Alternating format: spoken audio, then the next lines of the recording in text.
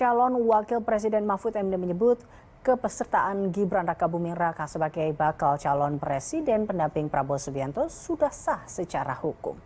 Yang jelas kepesertaan Mas Gibran sebagai pasangan cawapres itu secara hukum sudah sah, sudah selesai.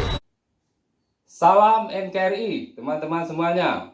Capres dan cawapres gagal. 01 Anies dan Muhaimin berkeberatan terhadap pencalonan Gibran Rakabuming Raka sebagai wakil presiden saat bersidang di Mahkamah Konstitusi.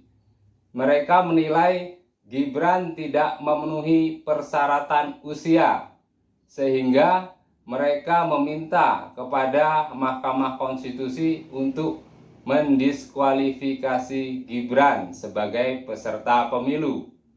Aneh, baru kali ini ada capres dan cawapres di Indonesia yang tell me, telat mikir.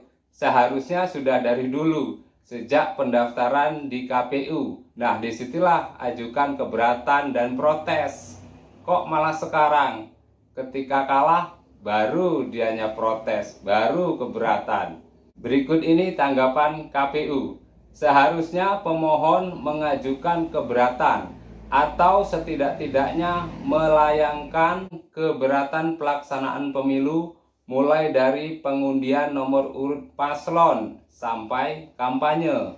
Dalam kenyataannya, pemohon tidak mengajukan keberatan sama sekali, bahkan mengikuti seluruh tahapan kampanye dengan metode debat, bahkan saling mengajukan pertanyaan dan sanggahan. Tampak aneh apabila pemohon baru mendalilkan dugaan tidak terpenuhinya syarat formil pendaftaran Presiden 2024 setelah diketahui hasil penghitungan suara. Ya itulah mereka, begitu kalah bingung, barulah mengajukan protes. Kan aneh, kan tell me, telat mikirnya.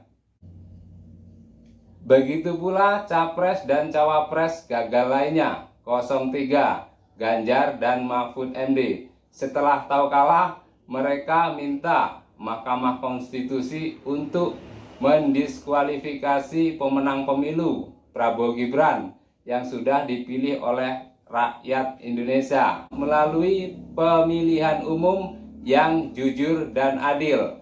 Mereka menuduh ada kecurangan, padahal mereka tidak mempunyai bukti-bukti yang valid, cuma omon-omon.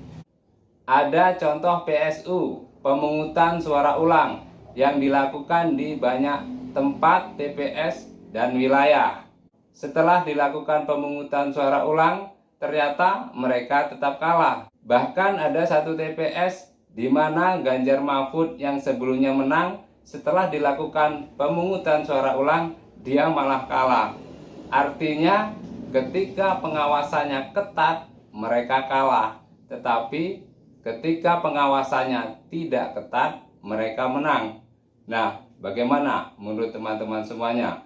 Terima kasih sudah menonton. Salam NKRI. Hurrah!